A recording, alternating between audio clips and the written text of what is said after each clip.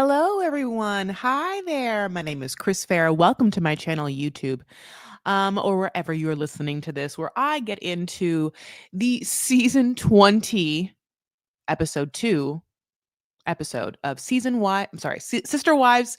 And obviously, listen, it's a transitional episode. We know that. But some interesting tidbits came down, and I feel like the most fascinating part to me happened in a small moment because for some reason this show works better in small moments. And it sort of goes along the lines of one of the best moments of episode 1 of season 20, um, which was obviously last week, the premiere episode of the season, which is that after we watched these lovely women lie and be fake about what they truly felt for years. 20. Not really, but you know what I'm saying.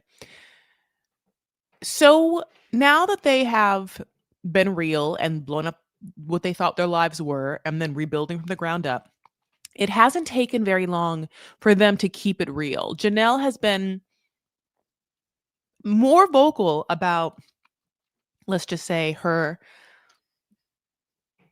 annoyance of David, for instance, in episode 1 than I thought we would ever get. You know what I'm saying? Because the truth of the matter is, David, although we don't know every part of him, doesn't seem as annoying as Cody.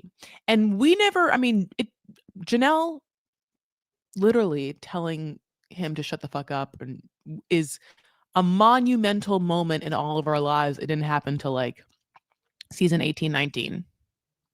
You know what I'm saying? So already in season 20, we got her being like, he's really charming, but overly confident. Okay. The second moment is that, yeah, I think Christine is over David too. I think Christine's over David already. I think Christine is going to realize that she swung violently from one shit show to a man that she thought was easygoing, which he is. But the truth of the matter is, Christine, I think, is smarter, younger, and is on, like, a hit show. So I think that she's going to want a little more excitement and a little more mental stimulation and kind of like banter and intercourse, if you will, like kind of like that kind of fun wit. And I don't think David's going to give that to her. I think David does dumb things. And I think that she has to find herself being like, ugh, and nothing told me that more than the dog conversation. We'll get there. So this episode picks up on hello. By the way, if you haven't yet, please like and subscribe to this channel. Please like this video and comment if you don't mind as we get into it. So we know that Mary has been on the hunt, honey, for a man who isn't. By the way, have you heard that song by Ray, Raye? Baby, where the hell's my husband? Um, I can't sing it. I can't sing it as good as her, so don't make me. However, please look it up. And I know I have ADHD, but look up Ray and look up Where the Hell's My Husband. You'll know how good that song is and why it's perfect for this moment because Mary's looking for it. Aren't we all? Mary's speed dating. Mary, in the middle of her speed dating, brought her friend Jen. We know that, and a red blazer, same haircut. That's Mary. And those piercing eyes, honey. That's all she needs. So, you know that we hate the fact that Jen is there, but at the same time, Jen provides what we need is someone to coax things out of Mary because we can't just have Mary, who is like, a pretty good person to like coax things out of and have the riffraff of men that came to the speed dating be the only option. So Jen is there, but she sometimes oversteps herself. Like she's asking her questions. Mary's like, dropping some interesting things. At first, she says she wants to fly a plane. And I was like, oh, she wants to take some flying lessons. I would not have known. She wants to go to Greece. That's good. Like Santorini. We talk about Athens. Where is she going to go? I think that Mary's rebirth is interesting because I think that when all the women left, everyone was on Christine's side for sure. And then Janelle was kind of like the quiet, like sneaky kind of like, we'll see what happens. And obviously there was like back and forth whether Janelle and Christine were friends or not friends, definitely friends from their side. But Cody was like, they hated each other, blah, blah, blue. And we get to see a little bit of their competition. And everyone was sort of confused about Mary, who had stayed on too long and no one really liked. And at first was like hanging on to Robin and obviously Cody. And everyone was like, oh my God, Mary, please. But the truth of the matter is, none of these women as a whole could be watchable. And none of these men, I mean, Cody is unwatchable. So I'm not saying Cody's watchable. He is literally abhorrent. And Robin, not at all. Like those dolls, like those are the most interesting things about Robin. And we don't get to see the dolls. I wish we did. I wish we could talk. I wish Suki literally would be like, can we go interview the dolls? I wish we asked Robin about each one and made her like do the voice in her head when she sees each one. When you know that like that's what happens. Now Robin is not a voiceover actress, so the voice is going to be all the same, which is even creepier. And you think about that.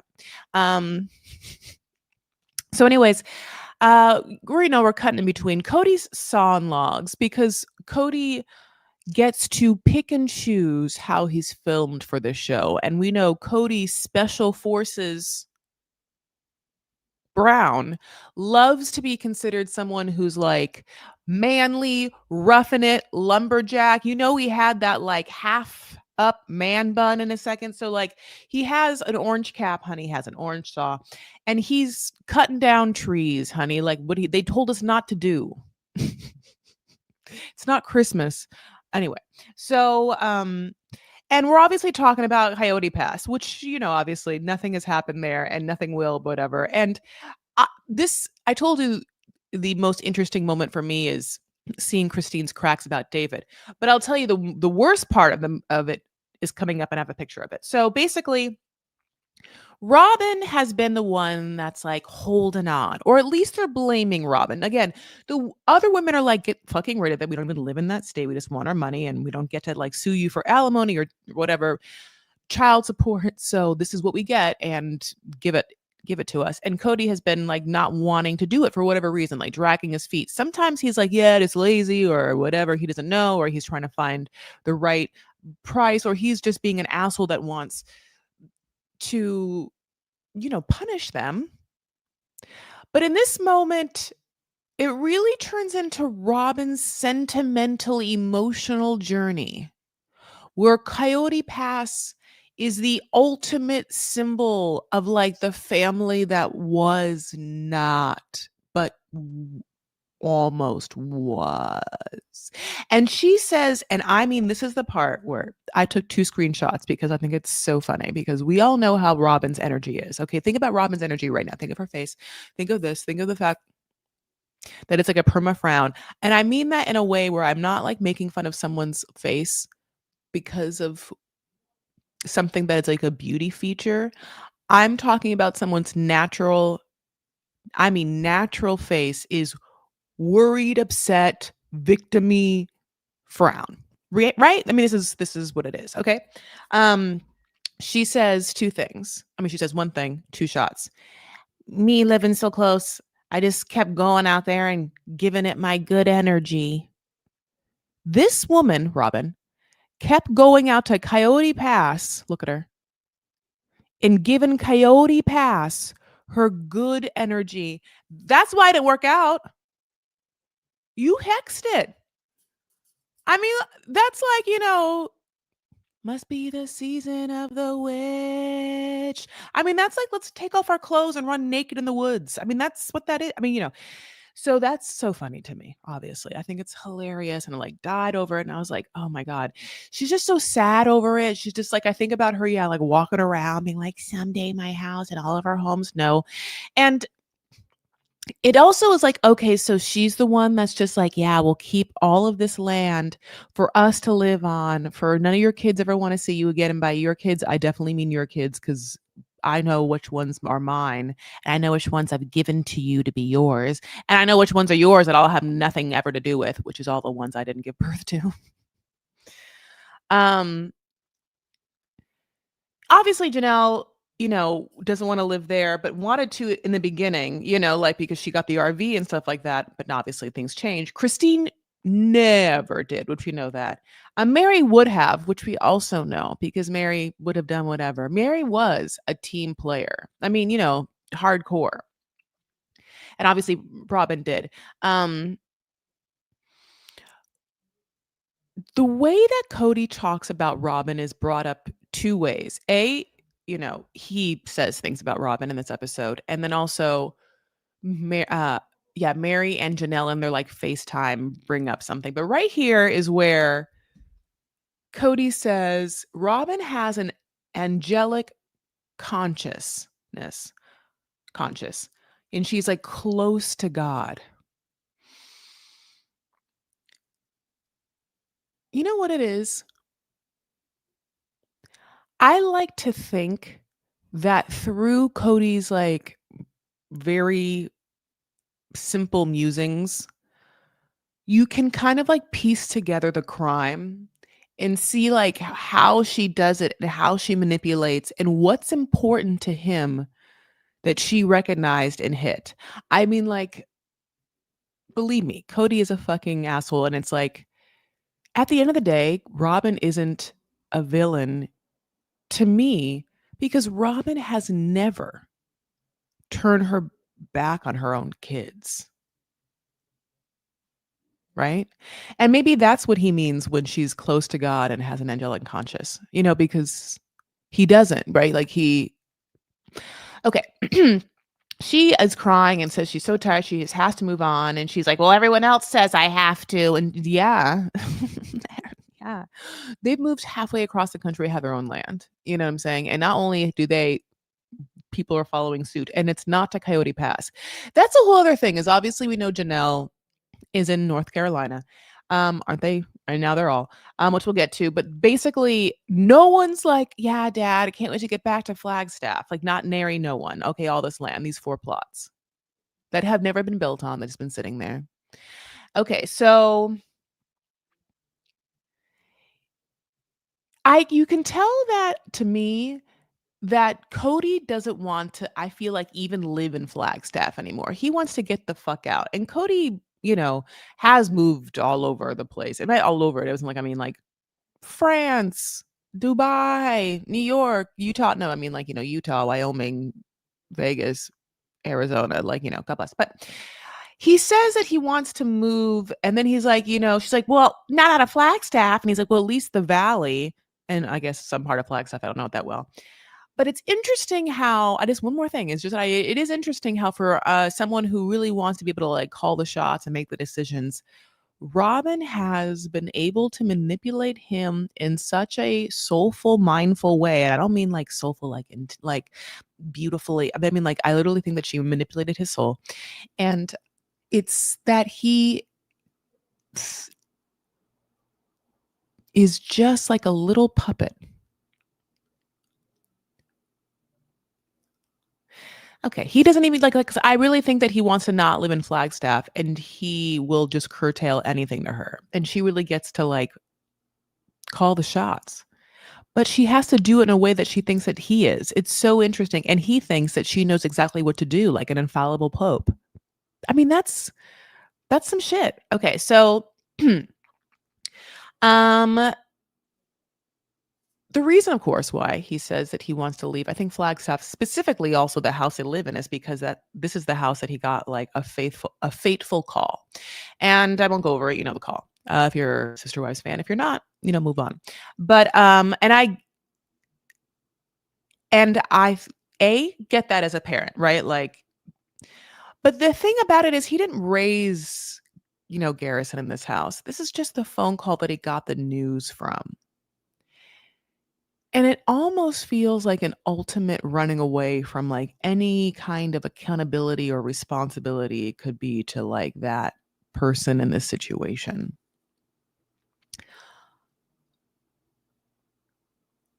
You know what is interesting is that okay, I'll just say this. Obviously, no one of spiritual, like, elderhood in their church wanted to be on the show, right? And so for so long, we got, like, Cody calling the shots. And why I say that is interesting is that I wish that we had gotten one mentor of his, whether it was like his older brother or his dad, or I don't know, probably dad or whatever, or like an elder member of the church that was able to get through and tell Cody what the fuck was up in plain language, like in plain words, and then have them hit him. Because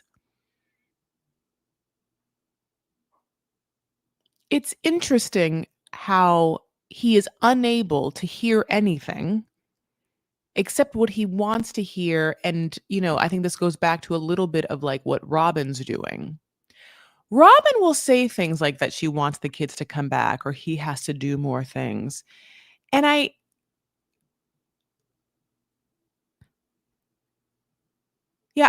wonder how she dances around his guilt is what I'm going to say. Okay. I think she dances. I think it's a tap dance.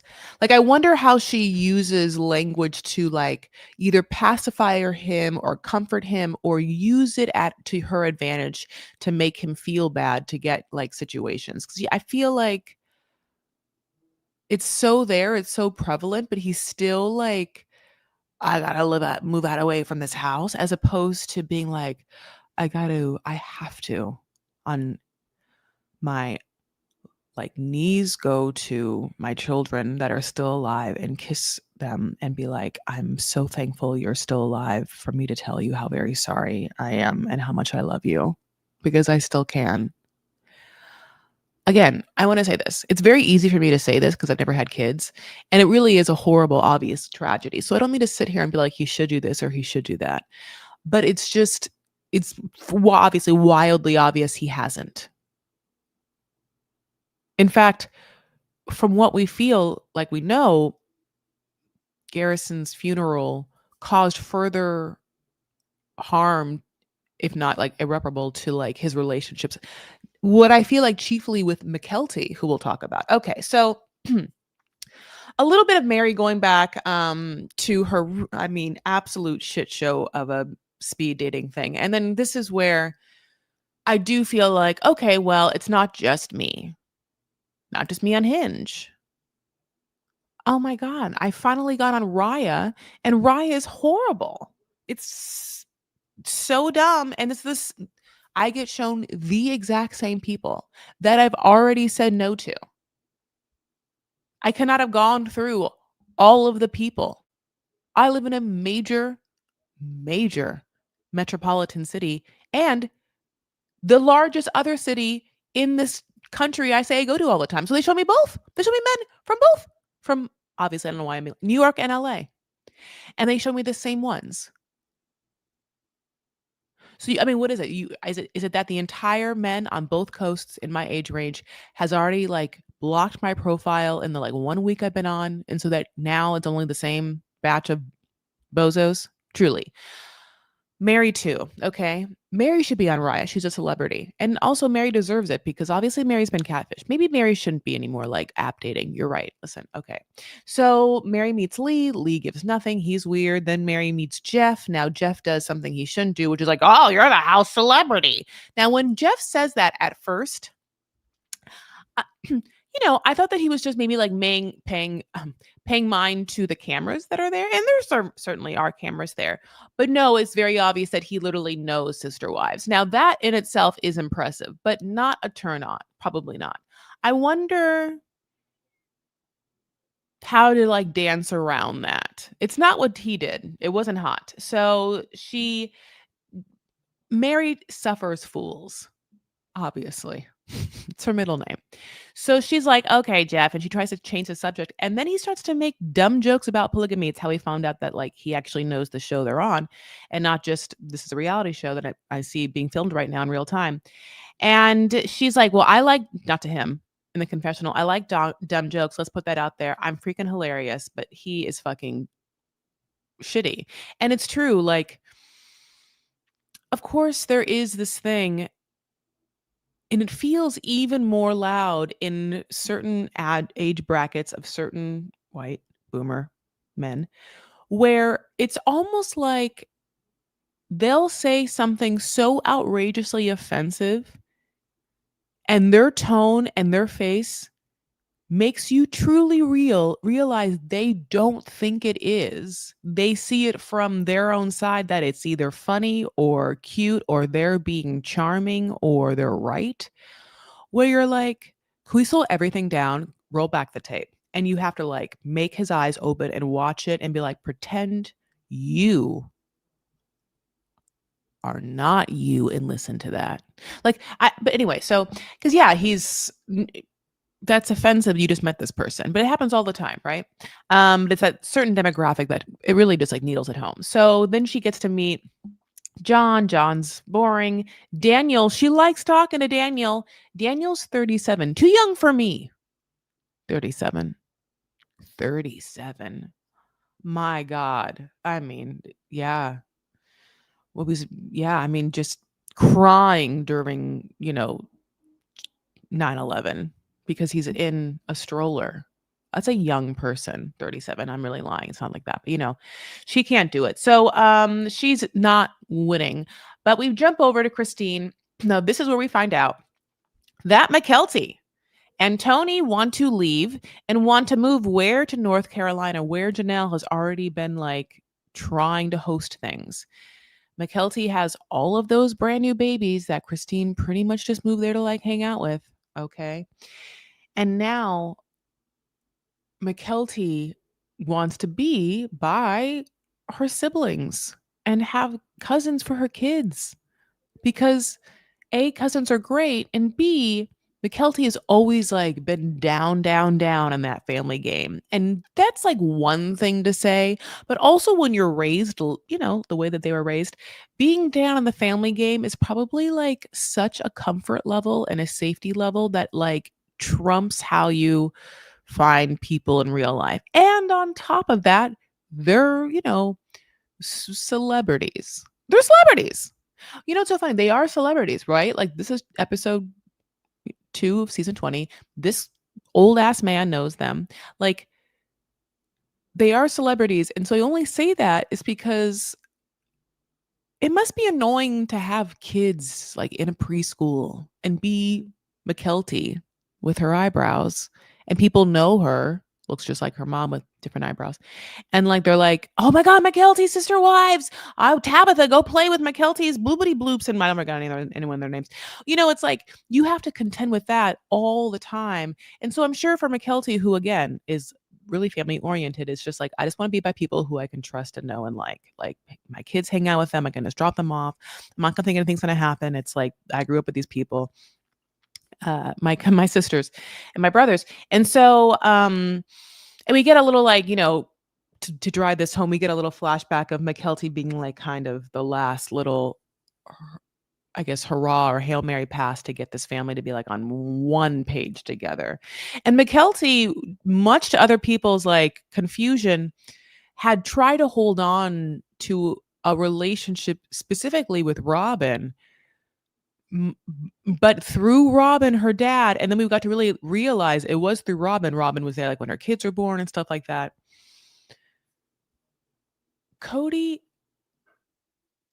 has, for some reason, a really hard time connecting with people.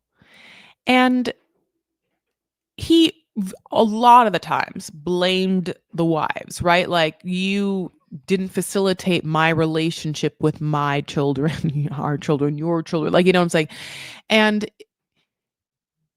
it's interesting because, like, even in the last moments of McKelty's and his relationship, it was only through her reaching out to Robin that it was there. And then once whatever happened, happened. And I think it, like, again, it was at Garrison's, whatever, something or other. I mean, they hint at it. I mean, whether it was like an inappropriate, overly romantic or in moment between Cody and Robin, or she overstepped her lines, or he was an asshole. All of it could have happened. Probably more. All three, a trifecta.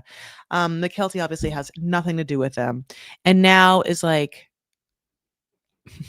I wonder if she was like, I kind of hate David. My mom's annoying. I gotta get by people I like. I know that she loves her mom or whatever. And I think that she really feels bad because Christine is devastated, I mean, I feel like Christine's gonna move to North Carolina. Like that's season 3. I'm sorry, that's episode 3. Um, Here we are though. So we also learned some other things. Unless this had been hinted at or talked about, and surely I don't remember that Tony has a chess career. Now, when chess career is used by Christine, she definitely uses quotation marks, and she should. Uh, but then he says, and I cannot do that bass. It's like Tony's voice, whatever, God bless, that he knows a chess teacher, coach, and content creator. I'm sorry, what'd you say? He has his friend. This is someone that lives in North Carolina. This is why he's okay moving there, because his career is okay by the fact that he knows a friend that is a chess teacher, coach, and content creator.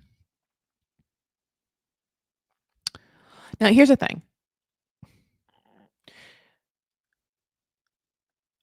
You're on a show. You're on a show. And so it's like, why do you want to what's so important about you getting with a content creator? You're married to McKelty Brown. I don't understand social media. It's to have followers, right? Like, doesn't he already like, I guess in my mind, I would have to have done one more step. And the answer is obviously I didn't do this, which is now look at Tony's social media, see how many followers he has, see what his social media game is like, and then try and find through his followers or who he's following who this chess person is, and then look and see what their social media game is like. Anyway, if okay, this is what I also want to say. Is it like he's just going to be that German guy, like Magnus, right? That guy, and just like play around the world? And how much money can you actually win by chess? And chess to me seems like you probably had to start being really fucking good at it at like age 3. Like chess to me is kind of like ballet that way. Oh, but maybe I'm wrong. Like I would love you to be like, no, no, no, Chris, you can pick up chess at any time, like any mind, like there's no decline, So um great if that's what it is. So Cody, in talking about his kids, which is that all of those kids and him, so just know that he's now talking about, which is more than one person, many, and him, just him. He's like, oh, the issue with my kids and me is just that it's an issue of trash talk and innuendo. Okay. Trash talk we know because he said it so many times, which is that he really blames Christine and I guess Janelle for trash talking him to his kids, and that being like the crux of the relationship. Even though the entire time, except for like Logan, the majority of the kids lived in the area and watched all of this happen. Even if they didn't watch all of it happen, there's a television show for them to catch up on.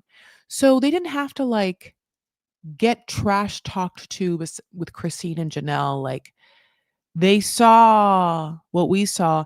And not only that, they were there. So they viscerally in real time saw him favor Robin just like all the other ones did. They in real time witnessed his absence and knowing where he was.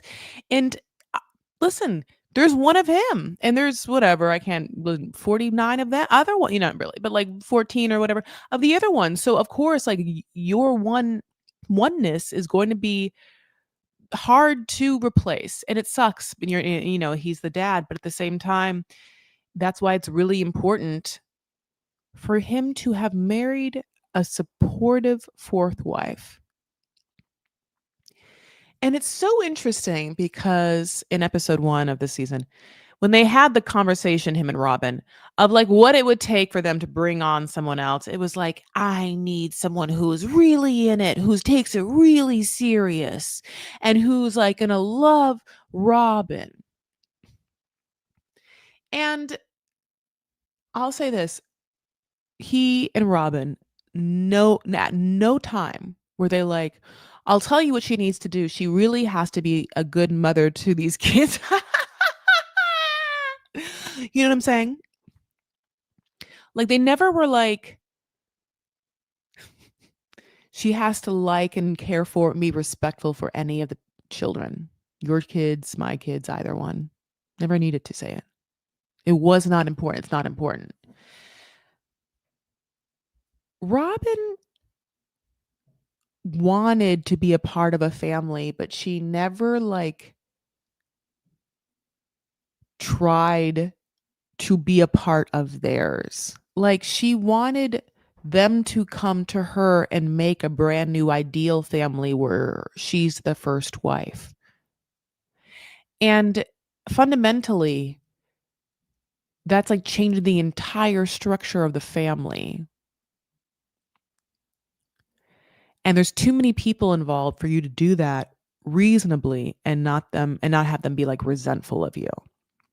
So, um, back at, like McKelty's as she packs up, we get the knowledge that, Cody made a BS excuse for not wanting to like say goodbye to McKelty. I mean, really, it shows him say it. And he's basically like in a confessional being like, yeah, when they told us they're leaving, we were like, oh, we want to go say bye. But then we realized on that date we had a commitment already. So sometimes I want to be like, oh, just side note, Cody. I thought, like, do you believe in like God or not lying or like any of that? Because it's so obviously that you're like lying to us. I'm fine with it. That I make sense. But like, I thought you were like some sort of religious man in the sense that like that's a lie. Is that a commandment? No, not one of the one, and nothing you have to follow or whatever. Um, I just love the idea of like, oh, more important than your kids, than the relationship with your children, right? More important that commitment. What Ariana had to like get her teeth cleaned. Like, what is it? Um, back with McKelty, Aspen's there and she cries, and that's like really sad. McKelty like loves her sisters, but I think that her sisters are younger and they can just like move wherever. And so it feels like the whole family's gonna move to North Carolina, which is great. They have all that land, and the land looked really, really beautiful. So once they like get that flower garden together, and Mary gets to have her like last little hurrah on her dating journey, and she gets to meet Ron. Ron is nice enough. He's 6 feet, which is ding ding ding. She's like, he takes care of himself. He has kids. So does she, of course. He has grandkids. She's like, well, I have grand dogs. Tee hee hee. This is Mary thinks she's so funny. And here's the thing: Mary's not funny. Mary's funny in the sense that Mary will make a joke. So they're in is it? What am I what am I gonna be subjective if it's funny or not to me? Whatever. She's I should say she's comical. Funny is subjective, but she is comical. She is a comic, right? Okay. And again, like pot calling the kettle black, and I know that. So in this small moment though, we get this thing where she's like, "What's your love language?"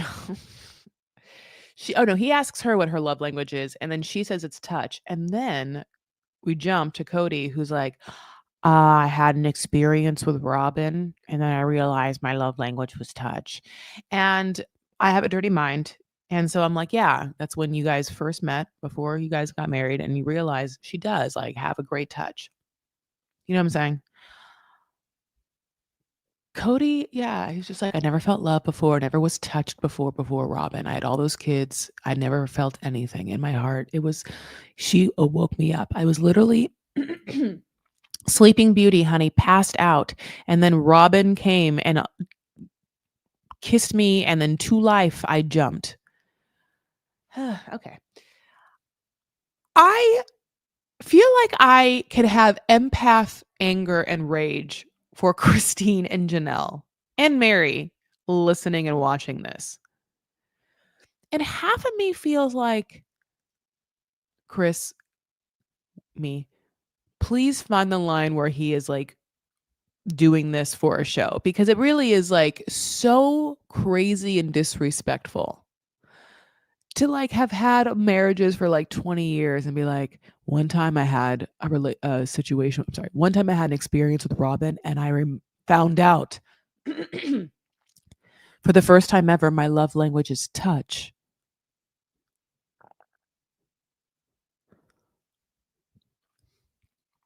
When Christine, which people told me, talked about having to give you full body rub downs before having sex with you, seems like you probably already knew at that time that you certainly liked to be touched before Robin got there, before the hands of a diesel jeans model like got on them tight traps. Okay, so basically at the end, Emily, who has been the interesting dressed, she's my vanity piece, of this episode. Emily is the matchmaker supreme that's been running the speed dating, and she has a blast of white hair in the front, and then what feels like, or no, she has a blast of like white hair in the front, and then white roots, and then a red brown outgrowth, and she has leopard blouse underneath, like a mint leather bomber jacket. Anyway, that's what's happening. And then we get a back and forth between Jen and Mary where she doesn't want to like give them anything because she's like, I'm not gonna date that Daniel guy who was the best conversation. It's almost like Jen wants her to date the Ron guy, but Ron really like wasn't fun. She needs like someone who's gonna like turn her on a little bit, you know?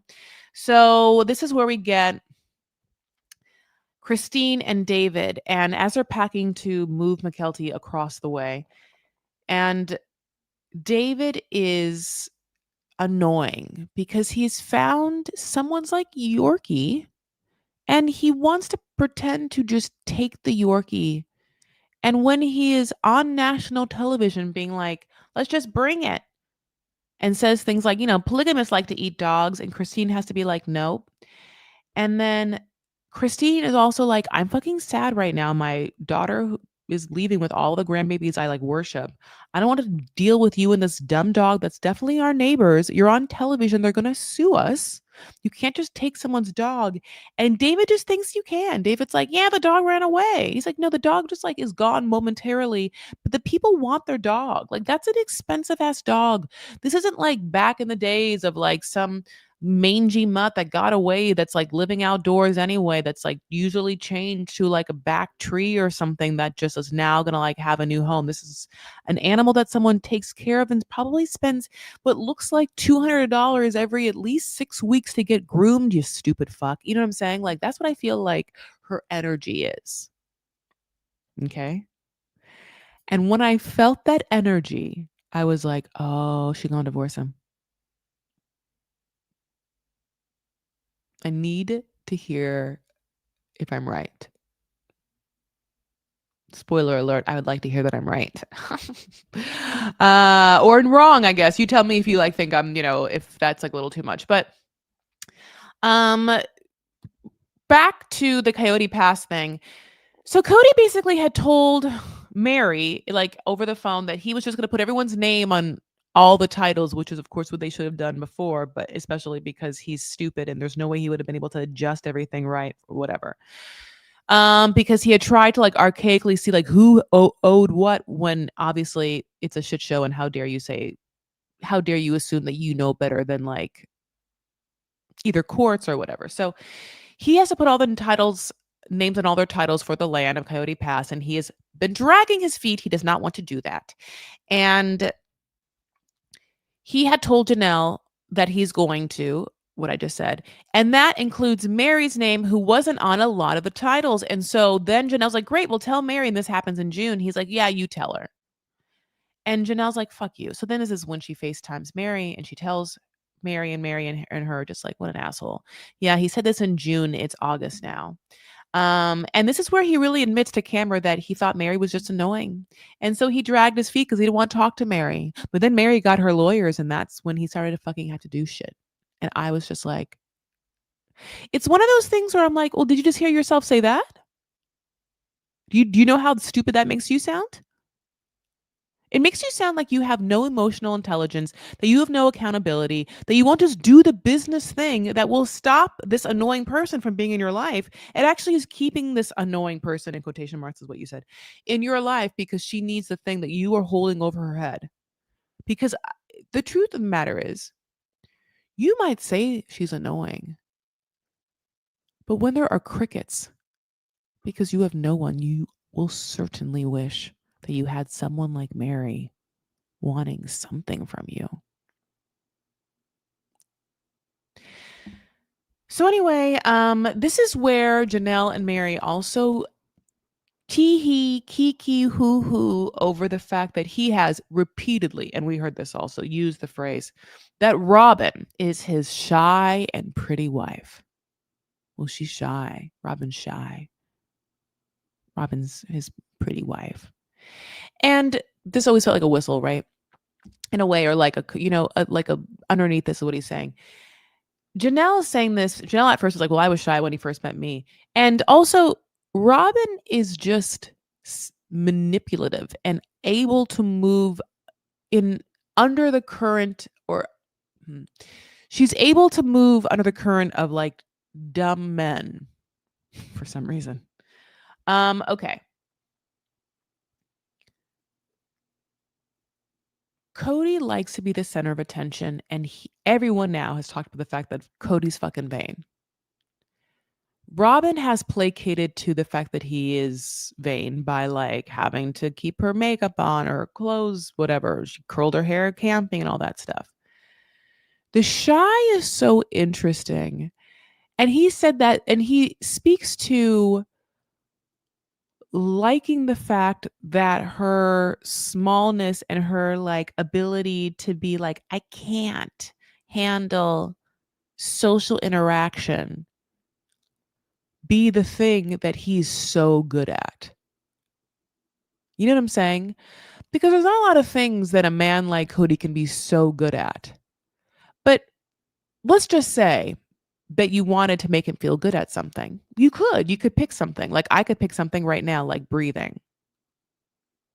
Right? And this is so dumb, but let me say this. If I wanted to pretend to be bad at something and I needed someone to be better or good at something, and this person was stupid, daft, unskillful, I at least know this person probably knows how to breathe.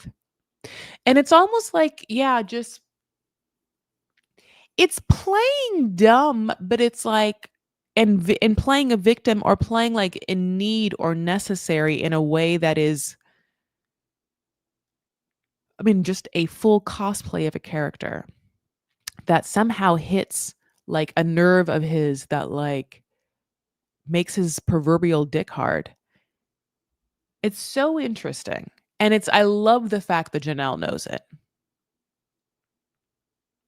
And yeah, like the shy thing, I think is also like a direct offense towards Mary, who's like obviously likes to pretend to be funny, likes to be comical. Janelle is shy. Janelle like didn't talk for so long. Janelle just like will, when shit needs to get done, Janelle will do it. Which is why again, Janelle was the one that made money, and Christine's not shy. So really, that I feel like comment is again against Mary and Christine. So yeah, this ends with people, talking about moving and moving. Robin wants to move finally again from the house now they live in. She's going to sell Coyote Pass, and she wants to move from the house they're living in now, which is the same brown house we've seen, which has all her dolls and the whole house on stilts, because it's by Coyote Pass. And if they sell Coyote Pass, she'll be able to see the people that bought it fixing it up. She just can't handle it. And he obviously wants to leave Flagstaff, but much less that house because it reminds him of like, everything that fell apart because of his decisions. Anyway, so but of course the last moments are the people all the people, Christine, David, who honey watched Twister one too many times, okay, and got that fucking app and just is like a storm chaser, you know what I'm saying? And so David is driving Christine, who is driving with McKelty and Tony to move to North Carolina, like I said. And because David has an app that like makes him feel like he knows shit, because David probably has like a CB radio. David's one of those people that has like the police radio and knows about those things. Like he's just like wants to be one of those guys that's like, I know what happened at all times. So it makes sense. Okay. So in the distance, we see because in each under each okay, sorry, let me say this. McKelty and Tony have a GoPro camera, and obviously Christine and David do too. And we see in the distance, well, obviously it looks like a big ass fucking death cloud, which is funny because we just passed like September 23rd or I don't even know what goddamn date, which was one of these like apocalyptic dates where like, I don't know, some crazy Christian sects were like, this is it. This is the end. I'll sell all my stocks. This is it. Well, bye, stupid assholes. You're just like the next day, you're just like blink, blink, waking up. How do you feel? All that to say that just happened. Obviously, the world did not end, but it would look like a little bit like this tornado, which looks huge. And it's like this thing where it hasn't made land contact yet, but it's funneling. And there's a tornado watch that's about to start, and then they just have to like see what's going to happen. But during the watch of the tornado, as they're making their journey, I don't know exactly where they are yet in what state. Hail starts to come and violently from the sky. And I'm only laughing because it is scary. And then McKelty's like, "What do we do?" And Tony is like, "Well, we don't." At first, this is what Tony says. He's like, "Keep going. Obviously, drive through it. Don't stop." And at first, I was like, "Well, yeah, yeah. I mean, that's what you do. What are you gonna do? Stop?" And then she's like, "No, no, stop!" Because as it continues, it starts to like break and crack the windshield. That's scary. What do you do? Oh, you does that is that so that's you just pull over? Okay, so then let me ask you this. So if you are in a hailstorm and it is happening or it's like that and you pull over and then what? Let's just say it cracks your windshield when it just keeps cracking. I'm assuming that car windshields are such that like it would have to be so wildly impactful for it to completely crack and go in. You would just pull over and just like see cracks, right? Ugh, God bless. I have no idea. But then again, or is it better to just drive through? Because then if there really is a tornado, let's just say there is a tornado coming at you. And I mean, this is really a physics question. And what are you supposed to do? Like, are you supposed to drive full force towards it and then somehow maintain yourself in the eye of it, driving to be in the eye of it so that you're never in it again, or drive through it, or stop and put your foot on the brake hardcore? What is the answer? Now here's the thing. Can you tell I'm from California? Hurricanes and tornadoes are not my language. I was gonna say love language for some reason. Definitely my land language. They are not my land languages. Obviously, my land language, unfortunately, is earthquakes. I don't want it to be. And definitely fires. Believe me, how horrible. Those are my land languages. But yeah, it's like you're supposed to you're supposed to open the windows sometimes for these things so that the pressure doesn't build in the home, right? And then you go to your storm basement and then you hold on. You button down the hatches. Like I don't know any of that because I was never having to even like involve myself in one false alarm fire drill with that. I'll tell you right now that I know how to like duck and cover. I know how to stop, drop, and roll. By the way, me saying those things out loud, I also feel like is like heavily, heavily dating me. And I don't like that for myself. But if you know what I mean, then guess what? You're in my club and I just heavily dated both of us. You guys, please like and, comment on this video, especially when the video goes up. But please like this video and subscribe to this channel yet if you haven't. Basically, they end, one other funny moment was that Janelle's like, I'm so happy. Everyone's coming to me. All the grandbabies will be by me. And then it cuts right to Christine. She's like, Janelle's still 4 hours away.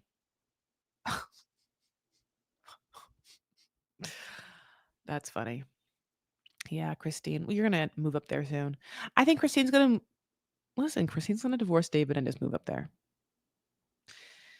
Maybe Mary will too. Maybe everyone will come back around. Mary too will. Okay, so that's the end of this episode, my loves. I mean, yeah. Let's talk about it. Didn't she say it dented the glass? Think they were overreacting. Oh, like cracked, dented? I mean, she seemed upset. Guarantee they had a warning about hail. They chose to drive in it. Well, I mean, yeah, like, are you supposed to pull? Yeah, you're supposed to know before you even get in the car that such a thing could happen and then just not leave. That's what I'm hearing. Stay at Christine and David's. Yeah, I guess it is somewhat interesting that they would do like a whole cross country drive without even looking to see like what was happening along the route. I mean, yeah, maybe they're that prevalent. I'm not quite sure. It is interesting. Also, I don't know exactly where if I just didn't pay attention and this is my own fault. I saw them packing the car. Where were all the kids? Like, were the kids in the car in the hail car? Like to me, the kids weren't in the hail car. When I say hail car, you know what I mean. Um, God bless it, honey. I don't know. I don't know. This is only episode 2. Obviously, as we end, they are gearing us up for the final showdown at Coyote Pass, where everyone has to come to Coyote Pass and look at each other in the eye in real life, not on FaceTime, and see each other flesh to flesh, and who knows what. Split a check. I'm not quite sure. Be there for their first open house. I would love to think that like the mystery buyer was like, I'll buy it on one condition, cash, that all of the original sister wives and Codian come together for one final showdown.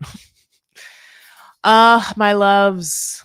Right. I mean, what have you guys that's it for me on this episode. But couple of things. I dropped episodes 1 to 3 of Love is Blind. And I'm going to do the next 3 episodes of the original first drop of this season 9. And then on Wednesday, we get our next drop. So that's on the horizon. I also am going to do 90 Day Fiance. We're following Toe on this channel tomorrow. And that's going to be, a fun little live that I would love you to come to. So if you're available tomorrow, come by. We'll talk the episode that airs tonight. And it's interesting, yeah. Tiger Lily and Adnan are going off hinge. Like they're going internet bananas in a way that makes me feel like were they fired from the show or something like that? Obviously they had done this like thing where they pretended to break up and then now they're not. They're like, "Oh no, we're not broken up." And people like ask questions like, "Well, was this fake for Last Resort?" And they like said, "No, we're not going to be on Last Resort." And it does, yeah, can be studied the momentary fear when reality show contestants, specifically on in couples on 90 Day Fiance, maybe behind the scenes, get a bad phone call from the producers, and then their way to salvage it is to let their ego be pacified that they don't need the show because they're already making moves, getting eyes and stuff like that. So I wonder if this was a way for Tiger Lily to like pacify her ego because I think there's been some blowback. And I think that it's interesting because she used like some language like that she had broken the internet, that her and Adnan had broken the internet. And then like I think what is his name? Kenny of Kenny and Armando was like, "Bitch, what?" No. So anyway, we'll be talking about that show coming up. Love is Blind's coming up, obviously, more Sister Wives. And then what else, my loves? Tell me if you're watching anything. Tell me if you're interested in any sort of docu-series coming up or what's happening in your lives. Jessie J, I didn't love the way Robin talked about the older kids as Cody kids. It was gross. Yeah. She definitely has a way of being like, well, I want there to be room for, our kids, Solomon, Ari, and then my kids with you, our kids, your kids, Dayton, Brielle, the other one, and then just your kids that I want nothing to do with that hate me because your stupid wives told them to hate both of us. They told them to hate all of us. It's just like what? Yeah, she's She's really us versus them. She's really have and have-nots, and, the have-nots don't have Cody. She's like Marie Antoinette. It's like, "Let them eat cake." It's so interesting. But yeah, her language has always been interesting, and she doesn't know it. Because she could literally just say, like, "the kids." If she had just said "the kids," it'd be like moot point. It'd be like, "Oh, the kids." But no, she didn't. She specifically othered. And also, none of those kids are gonna ever wanna hang out at your house. You don't know this, but they're all moving to North Carolina, I guess. I don't know. You know what Kelty is, but, like, they're all there now. They're never gon There's no reason for them to ever come to you. And one of them had I think this is when Cody was like, "Well, maybe truly." And someone on the Reddit forums were like, "Well, they're saying that because of, like, child court shit." He has to have a place for truly a I don't know. My loves, what else? They're trying to get on Last Resort. Yes, well, we'll see, honey. We'll see if they are on Last Resort. I cannot watch Pillow Talk. It's absolutely unwatchable. Um, but I did see some picture on Reddit because I like the Reddit forums, and like Thais was on there, and there was a picture of her, and she was barefoot, and her feet were so dirty that I was just like, oh my god, why? Oh no, oh no, no, no, no, no. Ah, some things are just insufferable. Anyway, what else is happening in your lives? That's the end of the episode. You can absolutely follow me. I am at Chris L. Farah. The L is for Lemonade, like Beyonce's best album. But I'm also, of course, on Instagram, definitely on TikTok. And by definitely, I mean like barely, but definitely on Instagram and definitely on Substack. And I'm enjoying Substack a lot. I feel like I really enjoy like a kind of a longer either essay format or like multimedia format where I get to talk, have a picture, talk, have a video. Like I enjoy that. It's almost like a presentation. And also, of course, YouTube. You guys know that I'm on YouTube? Have you like ever seen YouTube? No, truly. So please, if you haven't yet, consider sharing me about. I am getting together how I'm going to format a podcast so I can do recaps as well as like pop culture entertainment. So this is all coming. Don't you worry. Thank you so much, honestly, for spending any amount of time, much love this evening, with your comments in your ear as I talk about this dumb show that I truly love so much. It is my Roman Empire. I think about it a lot. It is my favorite reality show in the sense of it's my favorite reality show. And it's so again, because it like is able to be small, they really give it room to breathe. And you get to just pick up on nuances, like obviously how much I think Christine hates David now and how tickled I am by that. Um, the only truth then about that is that in episode 1 of season 20, the recap from last week, obviously I think that Cody and Robin are not going to be able to, I think, be married for the rest of their lives. I think there's a half part of me that's like, will they try in the kind of like way because they know it would look bad if not? Or would he cheat on her because he wants more sex in such a way, or he gets famous from the special forces thing, or will someone, like Robin come through and break him up the way that Robin broke him up from his family, like all of that.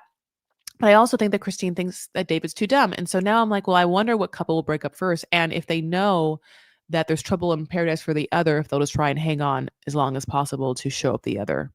There's so much contention there. But yeah, on all those social medias, you can follow me. I'll do Toe tomorrow. Other than that, thank you guys so much for, I love you.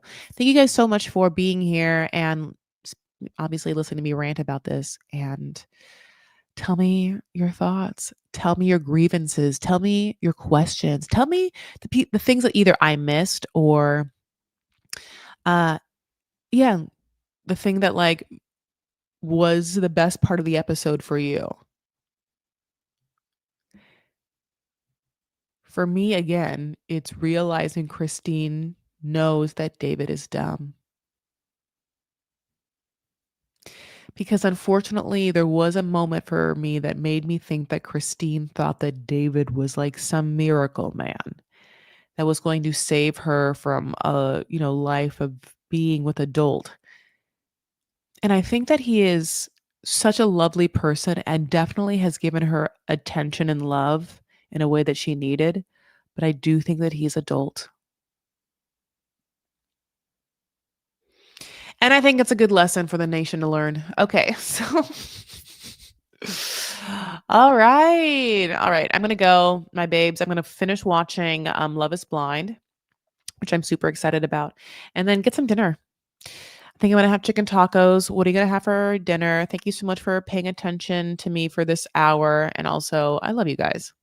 Seeing Janelle legit cackle was the best. Christine being mean to the little dog was the worst part. Yeah, Christine, I think that Christine was just embarrassed by how dumb and stupid David was being. Because he's being daft to also her emotional needs in that moment, which is that her daughter's leaving and she's upset and he's like, "I want to take this dog." And she's just like, "Can you fucking," it's just like the stupidest thing. It's like he's being distracted by, a Yorkie. Yeah. She is a flawed character like we all are. So it's interesting to watch kind of like everyone be human in moments because Christine got to have such a glow up season. All right. I will talk to you guys later. I love you. Seriously. Thank you. And I want you to have a really great week. So maybe we do a breath together, get out all the shit, just blow it out with me. Either insecurities or things you've been thinking about that have no place, anxieties about the past or anxieties about the future, take you away from this present moment. The present is what all you have to contend with, and it's quite great unless you're in certain places, in which case, God bless them, like Gaza, not so great. But most of us are not. And so this present moment for us should be quite good. Blow it all out. Bringing it in. Blowing it all out. And then bringing in all of my good energy that I'm sending out to you from my heart, okay?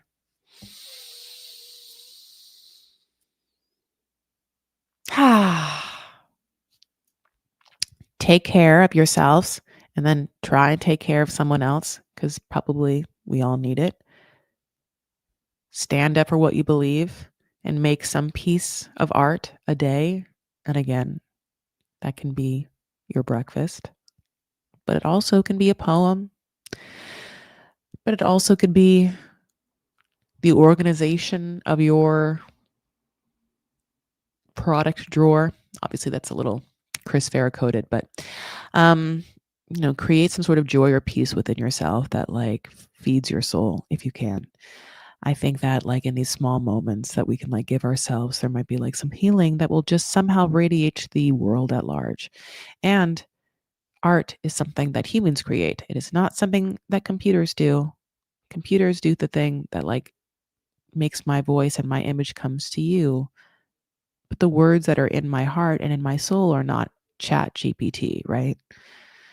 So express yourself from your own like human heart. All right, I'll talk to you guys later. Bye.